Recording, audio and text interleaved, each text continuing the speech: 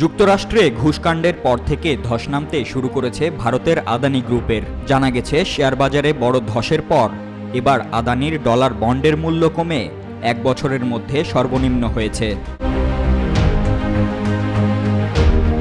মূলত ঘুষকাণ্ড প্রকাশ্যে আসার পর থেকেই মুখ ফিরিয়ে নিতে শুরু করেছে বিনিয়োগকারীরা। অন্যদিকে ব্যাংকগুলো নতুন করে ঋণ বন্ধ করে দেওয়ার চিন্তাভাবনা করছে। তাছাড়া যুক্তরাষ্ট্রে আদানির বিরুদ্ধে অভিযোগ আনার পর গত সপ্তাহে 2 সেশনে শেয়ার বাজারে আদানি গ্রুপের অন্তর্ভুক্ত 10টি কোম্পানি $27.9 বিলিয়ন হারিয়েছে।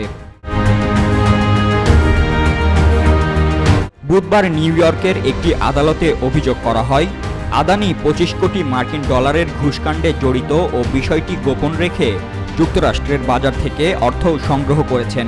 অভিযোগে বলা হয়েছে, আদানি এবং তার শীর্ষ কর্মকর্তারা ভারতের সরকারি কর্মকর্তাদের ঘুষ দিয়ে নবায়নযোগ্য জ্বালানি খাতে লাভজনক চুক্তি করেছেন। এই চুক্তিগুলো থেকে 20 বছরে $200 কোটি বেশি মুনাফা অর্জনের আশা করা হয়েছে। গৌতম আদানি ছাড়াও এই ঘটনায় 7 জনকে অভিযুক্ত করা হয়েছে। তাদের মধ্যে আছেন গৌতম আদানির ভাইয়ের ছেলে সাগর আদানি, আদানি গ্রিন এনার্জির সাবেক সিইও জিনেত এস জৈন। গৌতম আদানি ও সাগর আদানির বিরুদ্ধে গ্রেপ্তারি পরোয়ানা জারি করেছে মার্কিন প্রশাসন। ডেস্ক রিপোর্ট, সবুজ বাংলা।